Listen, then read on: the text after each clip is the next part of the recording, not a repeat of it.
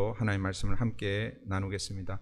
우리는 그동안 오순절 성령 강림 이후 성령의 감동을 받아 베드로가 설교한 그 설교의 내용들을 우리가 함께 살펴보았습니다. 몇 주에 걸쳐서 살펴봤죠. 3번 나누어서 그렇게 살펴보았고, 그리고 지난주에는 그 설교, 그 베드로의 설교에 반응한 사람들의 모습들을 우리가 살펴보았습니다. 수십만 명의 사람들이 그 오순절 절기를 지키기 위해서 모였지만 그 말씀에 반응한 사람들은 3,000명이었습니다. 물론 3,000명이 적은 숫자는 아닙니다. 아니지만 그러나 복음이 전해질 때 모든 사람들이 그 복음에 반응하는 것은 아니다라는 것을 우리가 늘 기억해야 합니다. 그 말은 오늘 또 제가 하나님의 말씀을 복음으로 또 선포할 터인데, 여러분 중에 이 복음에 대해 거절하고 거부하고 그러지 않고 이 3,000명이 그 복음에 반응하여 회개하고 주께로 돌아오는 그런 은혜가 있기를 바랍니다. 여러분, 그 결과로 사실은 이미 초대교회가 시작되기는 하였지만, 그러나 공식적으로 초대교회가 시작되었습니다. 오늘 본문은 그 초대교회가 어떤 모습인지, 공식적으로 성경에 나타난 처음 교회의 모습을 우리에게 소개해 주고 있습니다. 그런 의미에서 오늘 본문은 사실 매우 중요한 본문이라 할 수 있습니다. 성경이 다 중요한데, 그러나 이 성경이 다 중요하지만 우리가 이 66권 이 말씀을 우리가 다 붙들고 살 수는 없잖아요, 그죠? 그 중에서 또 특별히 우리가 눈여겨 보아야 하고, 또 우리가 계속해서 우리의 문제가 생길 때, 여기서는 우리 교회가 뭔가 조금 방향이 잘못되고 본질에서 벗어날 때마다, 그때마다 돌아가서 우리를 돌아보아야 하는데, 여러 번 제가 말씀드리잖아요, 그죠? 오케스트라가 그 연주할 때, 연주하기 전에 제일 먼저 뭘 합니까? 튜닝을 먼저 하잖아요, 그죠? 그 음에 맞추어서 이제 시작을 하잖아요, 그죠? 마찬가지입니다. 하나님께서 이 땅에 처음 교회를 허락하신 것은 이 땅에 있는 모든 교회가 그 예루살렘 교회와 같아지라라는 그런 의미는 아닐 것입니다. 왜냐하면 예루살렘 교회는 예루살렘만의 컨텍스트를 가지고 있습니다. 그러니까 그들만의 그 환경을 가지고 있단 말이에요, 그죠? 그래서 우리는 또 우리만의 그 컨텍스트가 있는 것이죠. 그래서 이 모든 교회가 다 예루살렘 교회처럼 그렇게 되려고 노력하고 되어서는 저는 안 된다고 생각합니다. 그렇지만 그 초대교회에 하나님께서 부어주신 초대교회, 그러니까 초대교회가 아니라 교회가 무엇인지, 교회의 본질이 무엇인지를 보여주셨는데, 그것이 모든 교회에서 다 나타나야 된다라는 것이죠. 그런 차원에서 오늘 본문은 어떻게 보면 원형교회로서 초대교회가 우리에게 소개되어지고 있고, 그리고 지난 2000년 역사를 거쳐서 각 지역에 또 각 민족의 각 언어별로 교회가 세워지는데, 금방 말씀드린 대로 방향이 잘못되거나 본질에서 벗어나서 변질되거나 그럴 때마다 어디로 찾아가야 되는 것입니까? 이 초대교회의 원형교회를 다시 바라보아야 하는 것이죠. 마치 여러분 옷을 이렇게 만들어낼 때 그냥 옷을 아무렇게나 만들지 않잖아요, 그죠? 어떻게 합니까? 디자인을 먼저 하죠, 그죠? 디자인을 딱 하고 그 디자인에 맞춰서 뭘 합니까? 패턴을 만들잖아요, 그죠? 저는 이 LA 와가지고 우리 자바 시장에서 일하시는 분들, 특별히 패턴을 이렇게 하시는 분들, 그전에는 한 번도 이 패턴이 뭔지를 몰라서, 물론 패턴 자체를 모르는 게 아니라, 디자이너는 제가 그 옷을 만들 때 디자이너 이런 얘기는 들었는데, 패턴을 한다라고 했을 때 그게 뭔가 했는데, 그 패턴을 하시는 분들이 그 디자인에 맞춰서 옷을 이렇게 샘플을 만드는 것이죠. 거기에 맞춰서 이제 옷이 계속해서 만들어지는 거예요. 근데 여러분 어릴 때 혹시 자를 대놓고 이렇게 자르면 하나 이렇게 원형이 딱 있는데 그거 말고 그 다음 걸 가지고 자르고 또 그 다음 걸 갖고 자르고 이렇게 계속 하다 보면 나중에 보면 원형하고 이렇게 비교를 해보면 문제가 차이가 있잖아요, 그죠? 조금 모자라든지 아니면 조금 늘어나 있든지, 그럴 때 어떻게 해야 되는 거예요? 다시 원형을 가지고 또 해야 되는 것이죠. 교회가 바로 그러해야 되는 것입니다. 교회는 특별히 우리 개신교, 이 개혁교회는 날마다 교회를 개혁해야 합니다. 그런데 그 개혁하는데 그 개혁의 원형이 뭐냐라는 거예요. 그게 성경이지만 성경에 하나님께서 초대교회, 원형교회로 우리에게 보여주셨습니다. 그 원형이 되는 이 예루살렘 교회의 모습이 오늘 우리에게 소개되고 있습니다. 오늘 본문을 가지고 살아있는 교회라는 책을 쓴 존 스토트 목사님이 이미 이제 작고하셨지만, 이 본문을 가지고 초대교회의 4가지 특징을 다음과 같이 요약해서 설명하고 있습니다. 첫 번째, 살아있는 교회, 이 초대교회의 모습을 살아있는 교회로 보고, 이 살아있는 교회는 4가지 특징을 가지고 있는데, 첫 번째는 배우는 교회라는 것입니다. Learning Church. 두 번째, 살아있는 교회는 돌보는 교회, Caring Church, 혹은 Taking Care, Caring Church.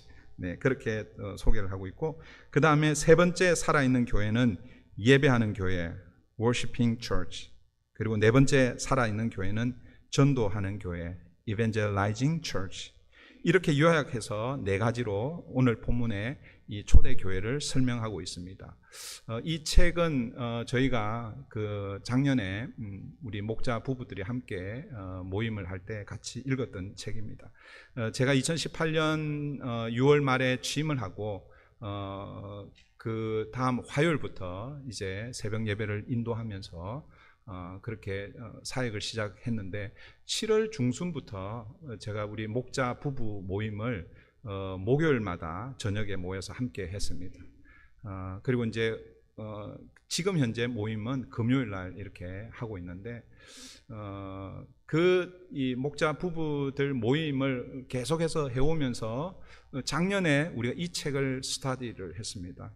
사실 오늘 설교는 어떻게 보면 그 책에 나오는 첫 번째 챕터, 살아있는 교회의 4가지 특징을 사실 제가 요약해서 지금 여러분들에게 소개하려고 합니다. 그리고 이 살아있는 이 교회를 가지고 지금 우리 수요일마다 우리 임직 교육을 지금 하고 있습니다. 왜냐하면 사람을 세우는데 무엇을 위해서 세우는가? 교회의 사람을 세우는 것이죠. 그러니까 뭐예요? 교회가 무엇인지를 다시 한번 이렇게 확인하는 작업. 왜냐하면 내가 섬겨야 할 곳이 사회의 어떤 자선단체나 NGO 단체 이런 곳이 아니라 교회를 우리가 함께 임직을 받아 섬겨야 되는데, 교회를 모르고 어떻게 우리가 교회를 섬길 수가 있는가? 그래서 가장 기본적으로 교회가 무엇인지, 특별히 초대교회에 나타나고 있는 교회의 특징을 우리가 함께 배우자고 해서 지금 그 책을 가지고 임직교육을 지금 하고 있습니다. 이 부분은 나중에 이제 결론적으로 말씀을 드리겠지만, 여러분 우리 교회 주보에 보면 코어 밸류, 우리 교회의 코어 밸류, 핵심 가치로 그렇게 소개가 되고 있습니다. 첫 번째, 살아있는 교회는 배우는 교회라고 했죠. 42절 이렇게 시작되고 있어요. 42절 보시면, 저희가 사도의 가르침을 받아, 초대 교회 성도들은요 사도들의 가르침을 받았던 교회입니다. 여러분, 사실 초대 교회는 제일 먼저 어떤 경험을 먼저 했습니까? 예를 들어서 그 오늘 본문 이전에 우리 3,000명이 모이기 전에 120명의 성도를 초대교회의 모체라고 이렇게 하면, 이 120명의 성도들은 무엇을 먼저 경험했습니까? 예수의 부활을 경험했고 예수의 승천을 경험했습니다. 사실은 이것은 놀라운 영적 체험이라고 할 수 있겠죠. 그리고 더 이제 3,000명의 성도들이 무엇을 경험한 이후에 지금 3,000명이 이렇게 함께 모였습니까? 오순절 성령 강림, 그러니까 성령의 어떤 능력을 체험했습니다. 그러니까 이렇게 보면 사실 초대 교회는 우리 인간이 이해하고 인간이 상상할 수 없는 그런 놀라운 은혜를 먼저 체험했습니다. 그런데 여러분, 그런 놀라운 영적 체험을 한 그 초대 교회가 그런 영적인 어떤 그 체험을 계속해서 추구하는 것이 아니라 무엇에 먼저 집중하고 있습니까? 사도들의 가르침에 먼저 집중하고 있다라는 것입니다. 초대 교회를 이끌었던 베드로는 베드로전서 2장 2절에서 이렇게 말씀합니다. 갓난 아이들같이 순전하고 신령한 젖을 사모하라. 이는 이로 말미암아 너희로 구원에 이르도록 자라게 하려 함이라. 순전하고 신령한 젖, 이게 뭡니까? 하나님의 말씀인 것이죠. 하나님의 말씀에 대한 사모함을 베드로는요, 어린 아이, 그러니까 갓난 아이에 빗대어서 그렇게 설명하고 있습니다. 여러분, 갓난 아이가 젖을 사모하는 것은 그 말은 뭐예요? 갓난 아이는 젖이 없이는 살 수가 없는 것이죠. 물론 요즘에는 뭐 젖을, 그러니까 엄마의 모유라고 하죠. 모유를 대신하는 그런 음식이라고 그래야 되나? 하여튼 그 우유, 뭐 분유 이런 것들이 많이 있기 때문에 요즘이야 충분히 대체할 수 있지만 여러분 2000년 전 기본적으로 여러분 갓난 아이는 엄마 젖이 없으면 살 수 없는 그런 존재인 것이죠. 우리는 물과 성령으로 거듭난 중생한 성도들입니다. 그 말은 영적으로 다시 태어난 자들이라는 것이죠. 물론 이 중에는 거듭난 횟수가 5년, 10년, 20년, 30년, 40년, 50년 그런 연수를 가지고 있는 분들도 혹시 계실지 모르겠습니다. 계실 거예요. 그렇죠? 그렇지만 여러분, 우리는 영적으로 내가 50년 되었기 때문에 나는 이제 음식을 안 먹어도 돼. 혹시 그렇게 살고 계신 분은 안 계시겠죠. 우리는 다 뭐예요? 음식을 먹어야 우리의 육체를 유지하듯이 영적으로도 우리가 만약 거듭났다면 영적으로 계속해서 영의 음식이 공급되어야 되는 것입니다.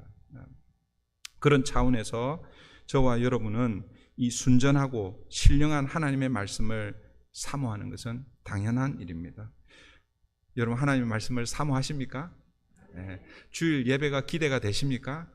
예배 가운데 여러 순서가 있지만 우리 특별히 개신교는 말씀이 물론 뭐 예를 들어서 기도와 말씀, 찬양과 말씀, 헌금과 말씀 이런 무게는 다 같다고 할 수 있겠지만 그러나 우선순위에 있어서는 말씀을 더 우선에 두고 있다는 것을 여러분 잊어버리면 안 됩니다. 그런 의미에서 오늘도 이 예배 가운데 하나님이 우리 브릿지 교회 공동체를 향해서 말씀하시는 그 말씀이 오늘 내 개인의 말씀으로 다가오게 해 주시옵소서. 그런 기대를 가지고 여러분 주일마다 달려오셔야 되는 거예요. 그러시고 계시죠? 저는 일주일 동안 저는 말씀을 그런 마음으로 준비하고 그리고 여러분들은 그런 마음을 가지고 함께 기도하고 그래서 뭐예요? 함께 말씀에 집중하는 것입니다. 이 초대교회의 특징적인 중요한 표지입니다. 표지. 배우는 교회. 말씀을 늘 가까이 하고 말씀을 배우는 저와 여러분 되기를 바랍니다. 두 번째 살아있는 교회는 돌보는 교회, 다르게 표현하면 교제하는 교회입니다. 다시 우리 42절을 보시면 이 42절이 오늘 전체 본문의 키 버스이고 이 42절에 초대교회의 세 가지 특징이 다 나오고 그 다음에 47절 마지막 절에 마지막 네 번째 특징이 소개되고 있습니다. 다시 42절을 보시면 저희가 사도의 가르침을 받아 서로 교제하며, 여기서 교제하며로 사용된 이 헬라어 단어는 여러분 많이 들어보셨을 거예요. 기억은 잘 못하시겠지만 교제의 헬라어는 코이노니아, 많이 들어보셨죠, 그죠? 이 코이노니아라는 이 단어는요, 코이노에오라는 단어와 밀접한 연관이 있습니다. 그러니까 코이노니아는 교제하다라는 의미가 있고, 코이노에오는 공급하다, provide하다 이런 뜻이 있습니다. 그러니까 이 헬라 원어가 그 같은 이 어근이라고 그러나요? 어근을 가지고 있는 거예요. 그러니까 교제하고 돌보는 것은 그냥 말로 그냥 뭐 위로하고 그래 잘 지내 뭐 이런 게 아니라는 거예요. 반드시 뭐 거기에는 뭐예요? 예, 부족한 부분을 서로 공급하며 그렇게 해서 뭐예요? 교제하고 세워가는 돌보는 그런 의미가 있다라는 것입니다. 성경적인 교제는 단지 인간적인 어떤 호감을 가지고 서로 뭐 이성이 교제하는 그런 정도의 교제를 말하는 것이 아닙니다. 하나님께서 초대 교회를 통해서 사실은 그전에는 한 번도 있어 보지 못한 새로운 공동체를 시작하게 하신 것이죠. 이걸 신적 기관이라고 Divine Organization이라고 이렇게 부르는데, 그러니까 하나님께서 우리 인간을 위해서 만드신 두 기관이 있는데 그게 첫 번째가 뭐예요? 가정이죠. 가정, 패밀리.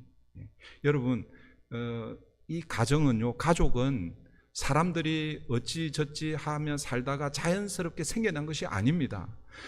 세상 사람들이 자기의 필요에 의해서 생겨난 것이 가정이 아닙니다. 가정은, 성경은 뭐라고 얘기합니까? 하나님이 뭐예요? 아담과 하와를 하나님께서 맺으셔서 가정으로 세워주신 거예요. 이 가정은 디바인 올건입니다. 그러니까 신적 기관입니다.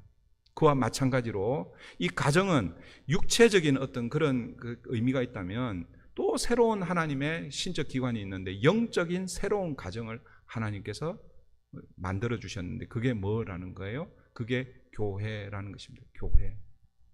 그래서 하나님께서 초대 교회를 통해서 새로운 공동체를 시작하시는 것은 이 교회가 세상을 향해 하나님의 나라를 보여주는 새로운 공동체, 대안 공동체라는 사실을 우리가 기억해야 합니다. 그래서 세상에서 찾아볼 수 없는 그 새로운 공동체가 교회인데 그 교회가 어떤 교회이냐? 바로 돌보는 교회, 교제하는 교회라는 것입니다. 물론 세상 다른 어떤 기관, 단체들도 서로 돌아보고 돌보고 하는 그런 부분들이 있겠죠. 그죠? 그러나 교회는 그것을 뛰어넘는 그런 단체라는 것이죠. 그 교회, 살아있는 교회의 두 번째 특징이 돌보는 교회라는 것입니다. 오늘 초대교회 교제하는 돌보는 이 교회의 특징을 44절, 45절에서 어떻게 좀 풀어서 설명하고 있냐면 44절, 45절을 한번 보십시오. 믿는 사람이 다 함께 있어 모든 물건을 서로 통용하고 또 재산과 소유를 팔아 각 사람의 필요를 따라 나누어 주고 교제, 디아코니아 이것이 어떤 단어와 밀접한 연관이 있다고요? 디아코 뭐라고 그랬어요 제가? 죄송합니다. 예, 코이노니아라고 그랬죠. 네, 이렇게 헷갈려요. 코이노니아, 교제가 코이노니아인데 이 단어가 어떤 단어와 밀접하게 연결되어 있다고요? 코이노에오. 네. 이 코이노에오를 지금 44절과 45절에서 지금 설명하고 있는 것이죠. 네. 그러니까 다시 44절, 45절을 보십시오. 믿는 사람이 다 함께 있어 모든 물건을 서로 통용하고 이 나누어 주는 거예요. 공급하다라는 것이죠. 또 재산과 소유를 팔아 각 사람의 필요를 따라 나누어 주고 공급하는 거예요. 필요한 사람 이렇게 나누어 주는 것이죠. 이 초대교회가 이런 모습이 있었다는, 이런 교제, 이런 돌보는 그런 일들이 있었다라는 것이죠. 이 말씀을 그냥 읽으면 야, 참 초대교회 정말 대단하다 이렇게 우리가 생각할 수 있습니다. 그러나 또 한편으로는 좀 염려도 되죠. 야, 이게 오늘 우리에게 이게 적용이 되겠나? 네, 그죠? 오늘 만약 예를 들어서 오늘 이 설교를 하고 나서 자, 이제 여러분 설교를 잘 들었으니까 말씀에 여러분 반응하십시오. 예, 순종해야 하나님의 복을 받습니다. 제가 만약 그렇게 설교하면서 이제 집에 돌아가셔서 여러분이 집을 팔고 또 동산, 부동산 다 교회 바치십시오. 예, 그렇게 하면 좋겠죠, 그죠? 이렇게 보면 이 말씀이 참 감동적으로 야, 초대교회가 정말 그 필요에 따라서 사람들이 서로 공급하고 그렇게 도와주고 그렇게 하는 이런 감동적인 그런 모습도 보지만 오늘 이 말씀이 오늘 우리가 살고 있는 이 현실에서는 야, 이게 이렇게 되겠나, 좀 비현실적인 그런 모습으로 보이기도 합니다. 그래서 어떤 학자들은 오늘 이 모습을 보면서 이것은 사실은 지극한 이상주의 사회의 모습이고 원시 공산 사회의 모습이라고 이렇게 설명하기도 합니다.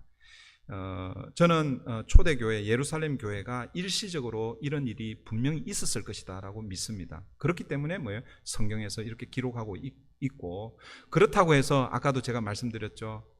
이 원형교회인 초대교회가 우리가 닮아가고 우리가 본받아야 할 교회지만 그 교회와 똑같이 되라는 그런 말씀은 아니다라는 것입니다. 그러니까 이 본문이 사유재산을 다 정리해서 모든 재산을 교회에 바치라는 그런 의미로 우리가 이해하면 조금 이제 오해가 있을 수 있다라는 것입니다. 그렇지만 오늘 이 본문을 우리가 가볍게 넘겨버려서는 또 안 되는 말씀입니다. 2000년 전 예루살렘 교회가 그렇게 했고 오늘 우리 교회는 이렇게 하고 그냥 가볍게 넘겨서는 안 된다라는 것입니다. 45절에서 사용되고 있는 동사 소유와 관련해서 두 동사가 언급되고 있죠. 첫 번째는 뭡니까? 팔아. 그리고 두 번째는 나눠주고. 소유와 관련해서 팔아, 나눠주고라는 이 두 동사가 그 문법적인 의미는 어떤 의미냐면 비정기적인 그러나 반복적인 행위를 나타내는 그 헬라어 그 용례입니다. 그러니까 이 소유를 팔아서 나눠주는 것을 계속 정기적으로, 그리고 모든 세대 오고 가는 그 모든 세대의 교회들이 다 그렇게 하라는 그런 의미라기보다는 비정기적으로, 그렇지만 계속해서 반복적으로 해야 할 일이 이 교제하는, 돌보는, 어려운 사람들을 함께 나누는 이 일이 교회에서 끊임없이 일어나야 된다라는 것을 말씀하고 있다라는 것입니다. 소유를 팔아 나누어 주는 것을 정기적으로 그렇게 다 하게 되면 사실은 어떻게 보면 이게 공산사회로 그렇게 갈 수 있겠죠, 그죠? 그러나 우리 이 땅에서의 공산사회는 사실은 실패한 그런 제도입니다. 그러니까 오늘 이 본문이 이 땅에 사는 이 교회나 혹은 나라들이 공산사회를 이루라라고 그렇게 주신 그 말씀이 아닙니다. 이 땅의 새로운 대한 공동체로서의 교회가 어떻게 서로를 섬기는지를 그것을 이렇게 보여준다라고 이렇게 보아야 하는 것이죠. 그러면 어떤 때에 비정기적으로 그리고 반복적으로 해야 하는가, 필요가 있을 때에 그렇게 하라는 것이죠. 그러니까 예를 들어서 갑자기 어려움이 닥쳐서 도저히 누군가의 도움이 없이는 살아갈 방법이 없는 그런 상황에 부딪혔을 때, 그럴 때 교회가 어떻게 해라는 거예요? 비정기적으로 교회의 소유일 수도 있고, 그리고 또 좀 넉넉한 사람들이 헌신하여 교회에 바쳐서 그것을 통해서 일시적으로 혹은 필요할 때에 이멀전시로 긴급하게 그 일을 하라라는 것이죠. 우리가 지난번 6월 달인가요? 그때 우크라이나와 러시아 전쟁이 터진 이후에 우리 헌금을 했잖아요, 그죠? 그것도 하나의 좋은 예일 수 있습니다. 만약 LA는 허리케인 이런 게 오는 일이 별로 없고, LA는 지진, 그죠? 지진이 만약에 와서 어려움을 당하고 있을 때, 그럴 때 어떻게 해라는 거예요? 교회가 그것을 그냥 눈 감고 그냥 모른 척 하지 말라라는 그런 의미입니다. 그럴 때 교회가 할 수 있으면 교회가 하고, 그렇지 않을 경우에는 넉넉한 사람들이 교회를 통해서 그 일을 하라라는 것이죠. 그런데 이것을 비정기적으로 하는데, 그런데 반복적으로 하라라는 것입니다. 그러니까 한 번 하고 생색 내듯이 그렇게 하고 그 다음에 그만두란, 그게 아니라 지속적으로 반복적으로 그 일을 해야 한다라는 것이죠. 여러분 신명기 26장 12절을 보시면 내 모든 소산의 11조 다 내기를 마친 후에 그것을 레위인과 객과 고아와 과부에게 주어서 내 성문 안에서 먹어 배부르게 하라라는 말씀이 있습니다. 이 말씀은 11조를 어떻게 사용해야 할지 11조의 용도에 대한 말씀입니다. 우리는 보통 구약에서 11조는 레위인들을 위한 헌금이라고 이렇게 생각합니다. 그런데 사실은 더 넓게 이 11조는 어려운 사람, 자기 힘으로 살 수 없는 이런 사람들을 돕는 구제 헌금의 성격이 사실은 좀 가깝습니다.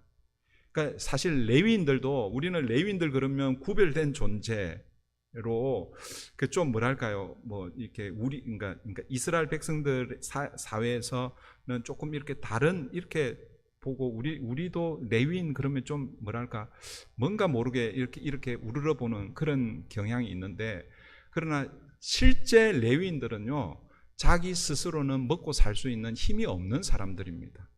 왜 그렇습니까? 레위인들에게는 하나님께서 기업을 주시지 않았잖아요. 살 성읍만 주셨어요. 그러면 레위인들은 어떻게 살아야 됩니까? 나머지 지파들, 하나님으로부터 기업을 받은 그 12지파, 레위는 12지파에서 제외되어서 특별한 지파로 그렇게 이제 이루어지고, 그 레위 지파가 빠지면서 11지파가 되었잖아요. 그죠? 이 11지파의 요셉이 자기 아들 두 아들이 뭐예요? 이 지파의 역할을 하는 거예요. 그러니까 나머지 10지파는 다 삼촌이에요. 처음에 시작될 때는 삼촌들이고, 그 다음에 이제 조카가 요셉을 대신해서 두 지파를 형성하게 돼요. 그렇게 해서 12지파가 되고, 레위 지파는 하나님을 섬기도록 따로 그렇게 뭐랄까요, 특별히 이렇게 구별된 그런 지파입니다. 그런데 이 레위 지파 사람들은 여러분 자신들 스스로는 먹고 살 힘이 없는 거예요. 그래서 누가 책임을 져야 되는 거예요? 나머지 지파들이 책임을 져야 되는 것이죠. 그래서 뭐요? 11조를 내게 하는 거예요. 그런데 그 11조가 레위 지파들만 먹고 살도록 하는 게 아니다라는 거예요. 다시 신명기 26장 12절을 보시면, 내 모든 소유의 11조 다 내기를 마친 후에 그것을 레위인과 객과 고아와 가부에게 주어서 내 성문 안에서 먹어 배부르게 하라. 그러니까 내 성문 안에서라는 이 말은 각 지파별로 그 일들을 하라라는 거예요. 각 지파별로 그 안에 그 성읍에 레위 지파들이요, 여러분 우리 그 구약을 이렇게 쭉 살펴봐서 아시겠지만, 그 지파들이 하나님으로부터 그 땅을 기업으로 받잖아요. 그 땅을 기업으로 받는데 레위인들에게는 성읍을 하나님께서 살 집을 이제 주십니다. 그 집을 각 지파에서 4개 성읍을 이렇게 착출합니다. 그러니까 이스라엘 전역에 48개의 성이 있는데, 그 성읍이 있는데, 그 성읍에 레위 지파는 다 나누어져서 그렇게 뿔뿔이 흩어져서 사는 거예요. 그러니까 예를 들어서 유다 지파라고 하면 유다 지파 그 지경 경계 안에 레위 지파 사람들이 있었겠어요, 없었겠어요? 있었죠, 그죠? 그런데 거기에는 객도 있고 나그네도 있고 고아와 가부도 있다는 거예요. 그 당시에 나그네, 객, 고아, 가부, 가장 어렵고 힘든, 스스로 먹고 살기가 힘든 사람들입니다. 그러니까 그 사람들이 그러니까 레위 지파 사람들이 누구와 이렇게 비교가 되고 있는 거예요? 객과 고아와 과부들과 경제적인 면에서는 그런 수준에 있다라는 것입니다. 그들을 위해서 뭐예요? 11조를 하라라는 것이죠. 그러니까 가난한 사람들이 함께 먹고 살 수 있도록 그렇게 했다라는 것이죠. 그 말은 뭐냐면, 오늘 교회가 사실은 이렇게 어렵고 힘든 사람들을 비정기적이지만 그러나 반복적으로 계속해서 그 일들이 계속 필요할 때마다 그 일들을 계속해서 하라라는 것입니다. 오늘 우리 현대교회가 이 11조 헌금을 이렇게 좀 강조하게 되면 사실은 좀 이렇게 부담스러워하는 성도님들이 좀 계시기도 합니다. 근데 저는 개인적으로 지금 오늘 한국 교회에 헌금의 종류가 얼마나 많은지 몰라요. 물론 미국 교회도 또 세계 교회도 헌금의 종류들이 많이 있습니다. 그런데 유독 한국 교회가 이렇게 보시면요, 헌금의 종류가 얼마나 여러분들 우리 헌금 그 봉투 한번 보세요. 헌금의 종류가 얼마나 많이 있는지. 근데 저는 개인적으로 교회 멤버십을 가지고 있는 우리 교회 브릿지 교회 성도로 이렇게 등록되어 있는 성도님들이 모두가 다 자기의 그 수입이나 혹은 자기의 수준에 맞추어서 11조를 내면 다른 헌금은 저는 필요 없지 않을까, 이런 생각도 해보기도 합니다. 그냥 여담입니다. 자, 두 번째 우리 특징이 돌보는 교회, 교제하는 교회. 그 교제, 돌봄은 뭐예요? 공급하다와 밀접하게 연결이 되어 있다, 연관이 되어 있다라는 것을 좀 기억하시면 좋을 것 같고요. 세 번째 살아있는 교회의 특징은 예배하는 교회입니다. 다시 42절입니다. 저희가 사도의 가르침을 받아 서로 교제하며 떡을 떼며 기도하기를. 초대교회는 떡을 떼며 기도하는 공동체였습니다. 여러분, 떡을 떼며 기도하는 공동체가 왜 예배하는 교회의 모습인가, 이런 생각을 할 수 있을 것입니다. 이 떡을 뗀다는 것은 오히려 뭐예요? 뭐에 더 가깝습니까? 교제에 더 가깝잖아요, 그죠? 우리 이제 예배 끝나고 나서 우리 또 떡을 뗄 거 아니에요, 그죠? 교제에 훨씬 더 가까운데 왜 이 오늘 본문에서 떡을 떼며 기도하기를, 이것을 예배의 특징이라고 이렇게 소개하는가 하면, 오늘 본문에서 이 떡을 뗀다고 할 때 이 떡은요, 헬라어로 정관사가 붙어 있는 떡입니다. 그러니까 그 떡이라는 것이죠. 기도도 마찬가지입니다. 기도도 그냥 기도가 아니라 그 기도라는 그런 의미가 있습니다. 그러니까 이 말은 뭐냐면, 오늘, 그러니까 지금 우리는 이제 예배의 자리인데, 그 당시 이 초대교회는 예배로 모일 때마다 항상 그 떡을 떼고 그 기도를 함께 드리는 거예요. 이게 무슨 말이냐 하면, 이 떡을 떼고 기도는 예배 안에서 일어나는 그 일이라는 거예요. 그러니까 이 떡은 오늘 우리 교회에 비춰서 예배 드리고 나서 그 다음에 교제의 의미로 식사를 하고 하는 그거하고는 차원이 틀린 거예요. 오늘 본문의 이 떡과 이 기도는 예배 안에서 일어나는, 예수님께서 제정해 주신 무엇을 의미하는 거예요? 성찬을 의미하는 거예요.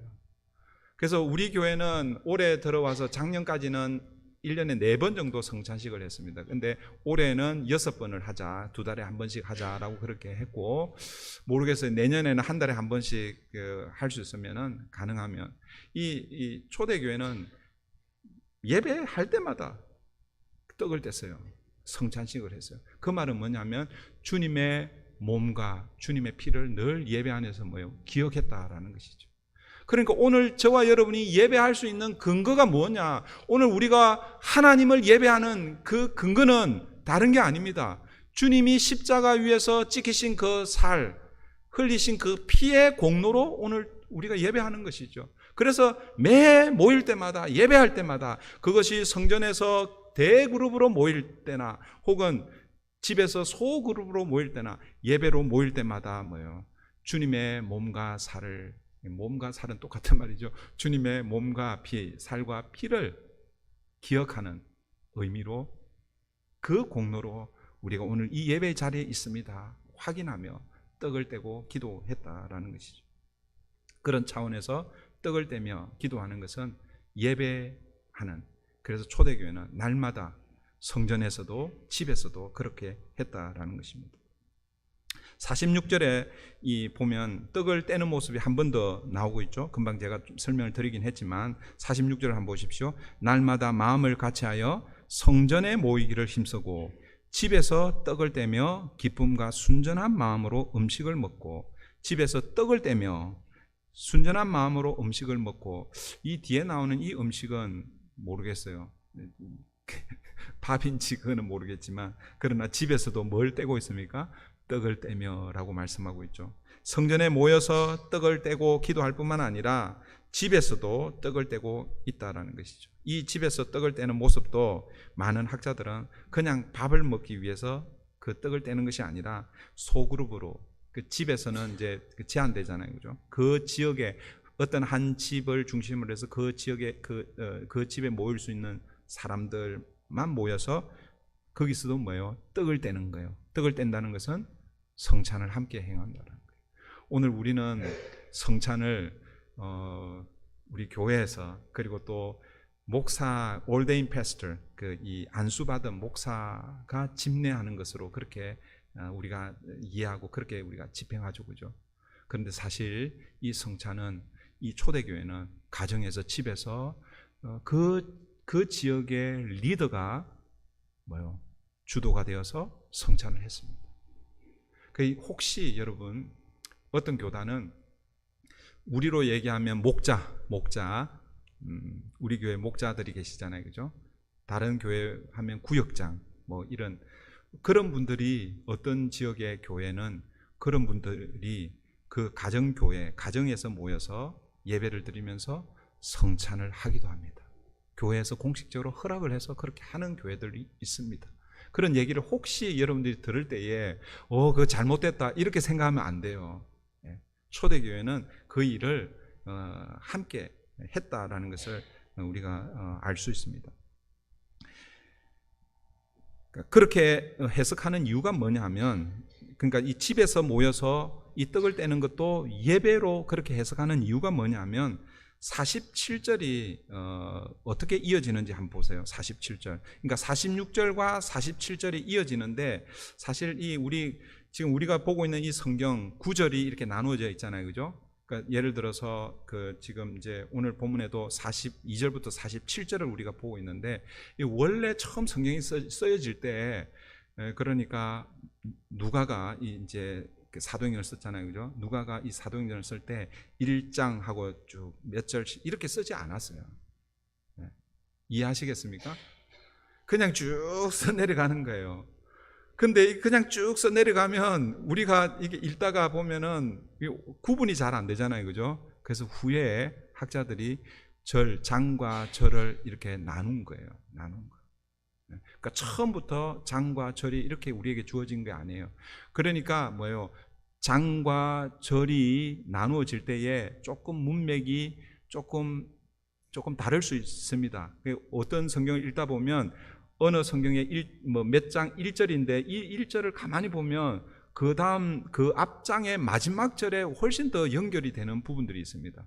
그러니까 이게 나눌 때에 조금 잘못 나누었을 가능성이 있습니다. 그러니까 오늘 본문도 46절과 47절을 나누면 앞에 그 47절의 앞은 46절에 이렇게 붙는 게 맞아요.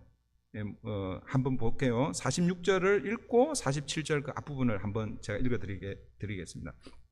46절, 날마다 마음을 같이하여 성전에 모이기를 힘쓰고 집에서 떡을 떼며 기쁨과 순전한 마음으로 음식을 먹고 하나님을 찬미하며. 이해하시겠습니까? 그러니까 날마다 마음을 같이하여 성전에 모여서 떡을 떼며 기도하고 하나님을 찬미하고, 또 어떤 경우에는 또 날마다 집에서 모여서 떡을 떼며 기쁨과 순전한 마음으로 음식을 먹고 하나님을 찬미하며. 그러니까 공동체 전체 라지 그룹으로 모여서 떡을 떼며 기도하고 하나님을 찬미하고 하나님을 예배할 뿐만 아니라 또 소그룹으로 각 가정에서 집에서 떡을 떼며 기도하고 순전한 마음으로 그렇게 또 음식을 함께 먹으며 뭘 했다는 거예요? 하나님을 찬미하며 예배했다라는 것이죠. 그런 차원에서 여러분 오늘 이 집에서 떡을 떼는 것도 이 예배의 한 자리에서 일어나는 일이다라는 것을 우리가 볼 수 있습니다. 그러니까 초대교회는 공식적으로 성전에 모여서 떡을 떼고 기도했고, 또 비공식적이라고 하기는 그렇지만 소그룹으로 모여서 그리고 또 집에서 그렇게 떡을 떼고 하나님을 찬미하고 예배했다라고 볼 수 있습니다. 이 소그룹이 오늘 우리는 뭐예요? 구역 모임이고 우리 교회는 목장 모임이라고 이렇게 볼 수 있겠죠. 초대교회는 이 두 모임을 함께 병행했습니다. 그래서 거의 대부분의 교회들이 그 전체가 모여서 함께 예배할 뿐만 아니라 또 소그룹으로 모여서 나누어져서 또 같이 또 예배하고 하는 것이죠. 저는 우리 브릿지 교회가 성전에서 모이는 이 예배만 진짜 예배라고 생각하고, 목장 모임이나 혹은 소그룹 모임은 등한시하거나 혹은 이것은 이게 뭐랄까요, 무게가 다르다 이렇게 생각하지 않기를 바랍니다. 그러니까 두 개가 함께 똑같은 무게를 가지고 있는 모임이다. 그러나 우선순위, 늘 항상 우선순위를 따질 때는 뭐예요? 대그룹으로 먼저 한 주간의 첫 시작 함께 모여서 함께 예배하는, 여기에 우선순위를 두는 것이지 대예배로 모여서 그러니까 대그룹으로 모여서 예배하는 주일 예배는 아주 중요하고, 그리고 목장으로 또 혹은 소그룹으로 모이는 것은 중요하지 않고 그것은 아니다. 이해하시겠어요? 네. 이해는 되는데 받아는 들이지지 않는가 봐요, 여러분들이. 이해는 하는데 그래도 이 주일 예배는 예배가 저기 하고 에이. 마지막으로 이 살아있는 교회의 특징은요, 전도하는 교회입니다. 우리가 앞에서 살펴본 세 가지, 여러분 첫 번째 뭐였어요? 배우는 교회, 그리고 돌보는 교회, 그리고 예배하는 교회. 요 세 가지는 가만히 보면 교회라는 울타리 안에서 이루어지는 그런 모습입니다. 그죠? 근데 이 세 가지, 교회 안에서 요 세 가지만 이루어지면 까딱 잘못하면 우리들만의 리그가 될 수 있습니다. 교회는 하나님께서 이 신적 기관인 이 교회를 이 땅에 주실 때에 하나님의 백성으로 부르심을 받은 성도들만을 위한 공동체로 주신 것이 아니라는 것입니다. 1차적으로는 부르심을 받은 이 성도들의 모임을 교회라고 부르지만, 그러나 언제나 이 교회는 세상을 위해서 주신 하나님의 신적 기관이라는 것을 잊어버리면 안 되는 것입니다. 그래서 47절에 우리 다시 보시면 하나님을 찬미하며 그 다음에 또 온 백성에게 칭송을 받으니 주께서 구원받는 사람을 날마다 더하게 하시니라. 그러니까 이것을 초대교회는 이 초대교회를 통해서 계속해서 전도가 일어나고 그 전도로 인해서 구원받는 성도들이 그렇게 교회 안으로 들어왔다라는 것을 그렇게 설명합니다. 윌리엄 테일러라는 선교사님이 전도와 선교가 사라진 교회를 향하여 이렇게 책망합니다. 잘 들어보세요. 아직도 수많은 사람들이 하나님을 알지 못하고 죽어가고 있는데 교회 안에서 자기 아니에만 빠져 자기들끼리만 좋다고 찬송가를 부르고 즐거워하고 있는 사람들을 나는 봐줄 수가 없다. 이렇게 교회를 향해서 책망하고 있습니다. 만약 우리 브릿지 교회도 전도와 선교를 잊어버리고 우리끼리만 좋다고 우리끼리만 모여서 지지고 뽑고 지지고 뽑는 거는 좋은 거예요, 나쁜 거예요? 하여튼 우리끼리만 좋다고 교제하고 또 뭐 사랑합니다. 그리고 또 이렇게만 하면 우리도 뭐예요? 오늘 이 윌리엄 테일러 이 선교사님의 그 책만 우리에게도 동일하게 우리가 받아야 할 것입니다. 전도와 선교를 위해서 교회는 반드시 교회 밖으로 눈을 돌려야 한다는 것이죠. 교회는 구원받는 백성이 더해지는 공동체가 되어야 합니다.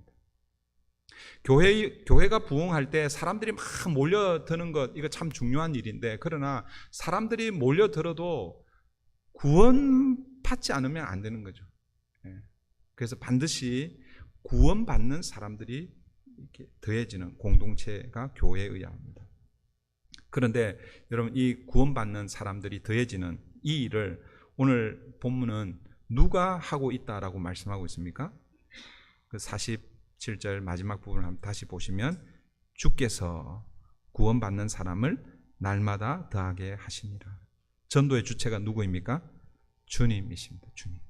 그러니까 여러분, 우리가 전도에 대해서 영적 부담감을 가져야 되지만 내가 누구를 전도해서 구원받게 못했다고 여러분 스트레스 받을 필요가 없는 거예요. 전도의 주체는 하나님이십니다. 예수 그리스도가 전도의 주체입니다. 그래서 저는 이 전도 방법을요, 이 전도를 이렇게 제가 우스갯소리로 그렇게 부릅니다. 저절로 되는 전도. 주께서 구원받는 사람을 더하게 하시니까 저절로 전도가 되잖아요, 그죠? 우리 교회가 이렇게 됐으면 좋겠어요. 근데 여러분, 오해는 하지 마세요. 저절로 되는 전도라고 해서 우리는 손 놓고 아무것도 안 하고 가만히 있으면 그렇게 되는가? 그게 아니죠. 다시 여러분 47절 다시 보십시오. 하나님을 찬미하며 또 온 백성에게 칭송을 받으니. 여기에 핵심이 있습니다. 초대교회 성도들은 뭐예요? 온 백성에게 뭘 받았어요? 칭송을 받았다. 칭찬을 받았다라는 그런 의미죠. 오늘 교회와 이 초대교회의 모습을 이렇게 한번 비교해서 보면 오늘 교회는 세상으로부터 뭘 받고 있어요? 칭찬을 받고 있습니까? 아니면 손가락질을 받고 있습니까? 그런 차원에서 오늘 우리 교회가, 오늘 현대교회가 이 초대교회를 어떻게 닮아가야 하는지를 보게 되는 것이죠. 자, 여기서 교회 이 오온 백성으로부터 칭찬을 받는데, 여기서 이 오온 백성은 교회 안의 사람들이 아니라 뭐예요? 교회 밖의 사람들이라는 것, 불신자들이라는 것. 여러분 아시겠죠? 교회가 불신자들로부터 칭찬을 받을 때 그때 어떤 일이 일어나는 거예요? 주께서 구원받는 사람을 날마다 더하게 하신다라고 말씀하고 있습니다. 결국 여러분, 저절로 되는 전도는 내가 아무것도 안 하고 가만히 있는데 그냥 막 이렇게 사람들이 몰려드는 것이 아니라, 아니면 어떤 교회 목사님 설교가 좋아가지고 그 설교 들으려고 이렇게 몰려. 여러분, 그거는 전도가 아닙니다. 그거는. 전도는 뭐냐면, 성도들이 내가 속해 있는 그 사회 공동체 안에서 하나님의 백성의 삶을 살아낼 때 성도들의 삶을 통해서 이루어지는 것, 이것이 뭐예요? 저절로 되는 전도의 핵심이라는 것이죠. 마태복음 5장 16절은 이렇게 우리 예수님께서 교훈하고 있죠. 이같이 너희 빛을, 이 나중에 암송 구절입니다. 나중에 우리 암송하게 될 거예요. 이같이 너희 빛을 사람 앞에 비추게 하여 저희로 너희 착한 행실을 보고 하늘에 계신 너희 아버지께 영광을 돌리게 하라. 초대교회 성도들은요, 이 말씀을 따라서 소금으로 빛으로 그들의 착한 행실을 드러내므로 온 백성으로 칭찬을 받고 있는 것이죠. 그때 주께서 구원받는 자들을 더하게 하셨습니다. 가끔씩 그런 얘기 하죠. 나는 예수가 참 좋고 교회도 다니고 싶은데 누구 한 사람 때문에 나 그 교회 못 간다. 혹시 우리 교회가 그럴 리는 없겠지만, 만약에 그러면 얼마나 아픈 그런 현실입니까? 저는 우리 브릿지 교회가 저절로 되는, 우리가 주님의 제자로, 하나님의 성도로 사람들에게 우리의 이 행실을 통해서, 예수 믿는 사람 뭔가 좀 다르네, 저분은 어느 교회 다니지, 브릿지 교회라 하더라. 그렇게 해서 주님께서 그들을 인도하여 교회가 더해지는 그런 교회가 되기를 바랍니다. 여러분, 우리 매주 수요일마다 우리 몇 분이 캠퍼스 전도를 지금 하고 있습니다. 아직 미비합니다.